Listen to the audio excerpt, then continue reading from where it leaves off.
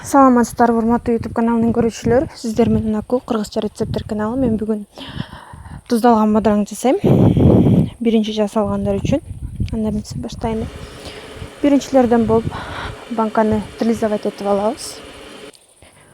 Андан кийин банканын крышкасын да стерилизовать этебиз. Ошондой эле чеснок, карагаттын жалбырагын колдондум, жок болсо колдонбой эле коюңуздар. Ошондой эле укроп.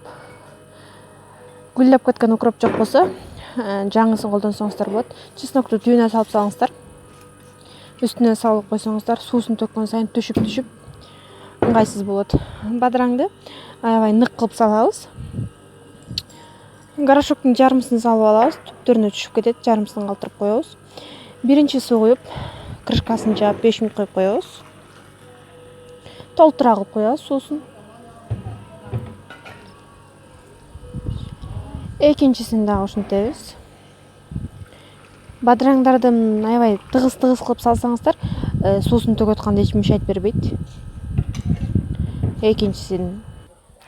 Үчүнчүсүнө куярдын астында 1 кашык сахар, 1 кашык туз, ошондой эле 1 кашык уксус куюлат. 1 литровый банкага мен ушундай расчет кылып атайын, сиздерге көргөзүп жазып атам. 2 литрге 2 кашыктан болот, 3 литровый банкага 3 кашыктан болот. Таза уксус куябыз. Ошондой эле перестерди салып, сууну толтура кылып коюп, жаап атканда аябай мындай кайнак суу болуш керек. Мындай бир эле кайнаган тефальный суу жарабайт. Мен 2 жолу кайнаттым тефальди. Толтура кылып коябыз. Видеодо көрүнүп турат мен кантип толтура кылып койгонумду. Ошондой эле крышканын ич жак бетин кармабайбыз, банканын ичине кол салбайбыз. Эми жакшылап бекитип, 2 сыйра бекитип коебуз.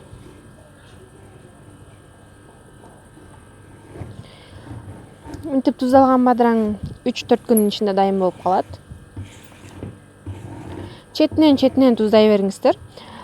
Жай мезгили болгондуктан кышкы салаттарды жасай баштайм. Жакынкы арада дагы күтүңүздөр.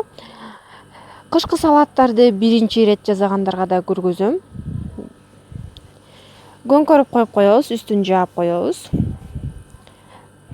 Саламатта болуңуздар, кийинки видеомо чейин кош болуңуздар.